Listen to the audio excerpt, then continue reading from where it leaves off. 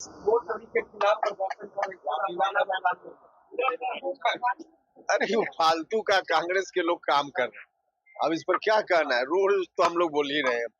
उपेंद्र कुशवाहा की पार्टी में बगावत का सुर उत्पन्न हो चुका है।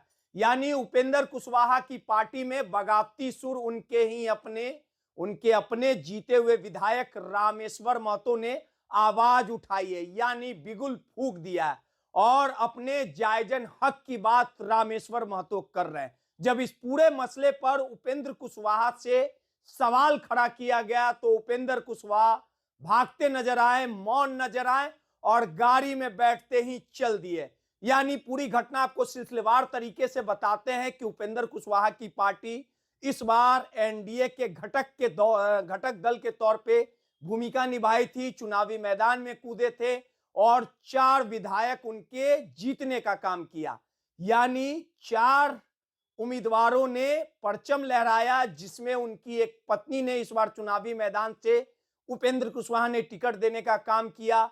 उनकी पत्नी भी चुनाव जीती। वहीं बिना विधान पार्षद के उनके बेटे दीपक प्रकाश ने मुख्यमंत्री शपथ ग्रहण समारोह में मंत्री पद की शपथ ली। जैसे ही दीपक प्रकाश, जो उपेंद्र कुशवाहा के बेटे हैं, जो ना उनके पार्टी के कार्यकर्ता हैं, ना किसी तरह के राजनीति में कभी सक्रिय नजर आए, और जैसे ही उनकी पार्टी उनके बेटे दीपक प्रकाश ने मंत्री पद की शपथ ली थी, अंदरूनी कलह शुरू हो गई थी और आखिरकार अंदरूनी कलह अब धरातल पर देखने को मिल रही है। यानी इस पूरे मसले को लेके जब माधव आनंद, जो उपेंद्र कुशवाहा के पार्टी के भरोसेमंद साथी रहे, यानी उपेंद्र कुशवाहा के हरेक सुख दुख में उनकी भागीदारी रही, जब शीतकालीन सत्र में नवनिर्वाचित विधायक के तौर पे माधव आनंद पहुंचे थे, साफ तौर से मीडिया ने उनसे सवाल पूछा कि कार्यकर्ता झंडा उठाते हैं, कार्यकर्ता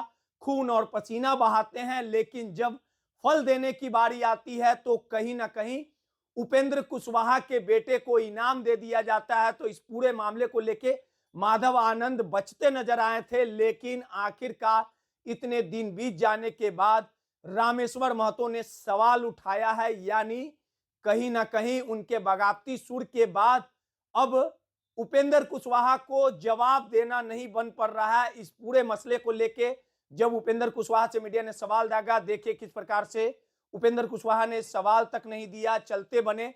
लेकिन लालू यादव की संपत्ति जब्त को लेके बड़े बेबाकी से जवाब दिया, बहादुरी के साथ जवाब दिया।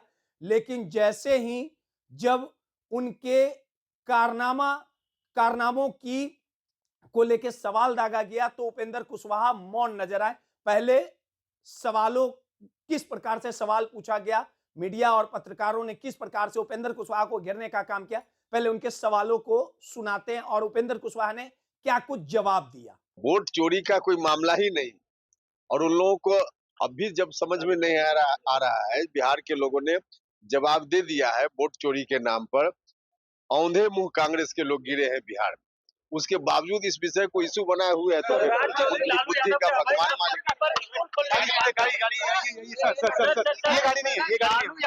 संपत्ति पर स्कूल खोलने की बात सम्राट चौधरी ने कही, कैसे देख रहे हैं? भाई सरकार का बहुत पहले से डिसीजन है। जब नीतीश कुमार जी मुख्यमंत्री बने, भ्रष्टाचार के मामला में जीरो टॉलरेंस की नीति उन्होंने लाई, तभी से यह विषय है कि जो भी उस तरह की संपत्ति अर्जित लोगों ने की होगी, उस संपत्ति को सरकार अपना कब्जा में लेगी और उसमें अस्पताल, स्कूल इत्यादि खोलने का काम सरकार करेगी। तो उसी नीति के तहत सम्राट चौधरी जी ने अपनी बात कही है, बिल्कुल ठीक कहा है उन्होंने। तो आपने साफ तौर पे सुना कि कहीं ना कहीं उपेंद्र कुशवाहा की पार्टी आने वाले समय में टूट जाएगी। बगावती सुर उत्पन्न जो हुए हैं वो बदस्तूर जारी रहेगा और इस मसले को कैसे उपेंद्र कुशवाहा शांत करेंगे, यह सब कुछ देखना दिलचस्प होगा। सहयोगी अनिल के साथ रोहित, माई पीडीए समाचार, पटना।